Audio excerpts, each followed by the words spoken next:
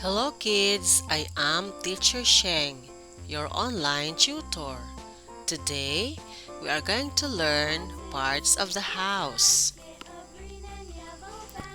What is house?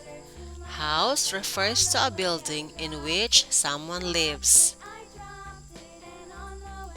These are the inside parts of the house. Kitchen.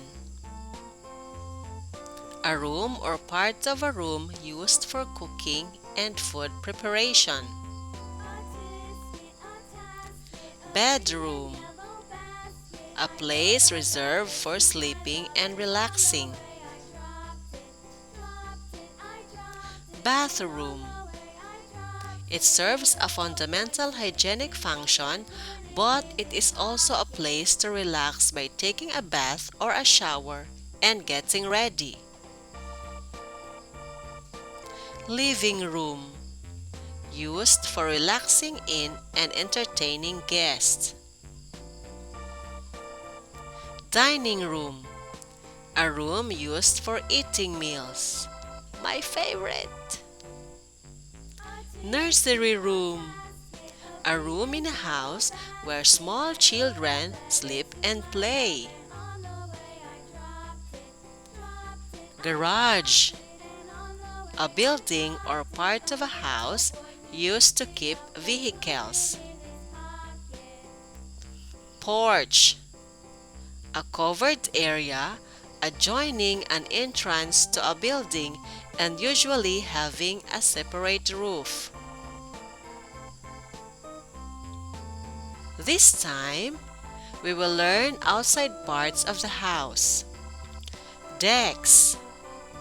An open space adjacent to the house, no roofs and walls, only railings.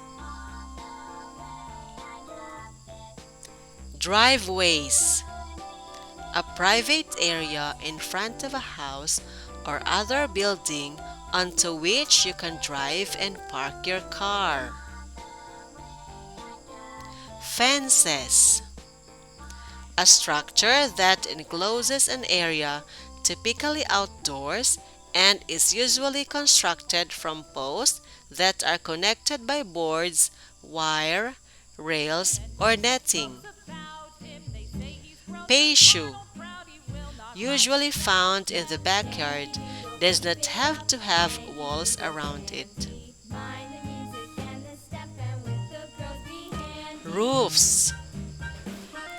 Covering of the top of a building, serving to protect against rain, snow, sunlight, wind, and extremes of temperature. Siding. The layer of material placed on the exposed area of a house, typically made of wood, stone, brick, stucco, metal, or synthetic materials. Kids, did you learn something new today? Which part of the house is your favorite? Why? Thank you for watching, kids. Don't forget to subscribe for more lessons and share it with your friends. Bye-bye!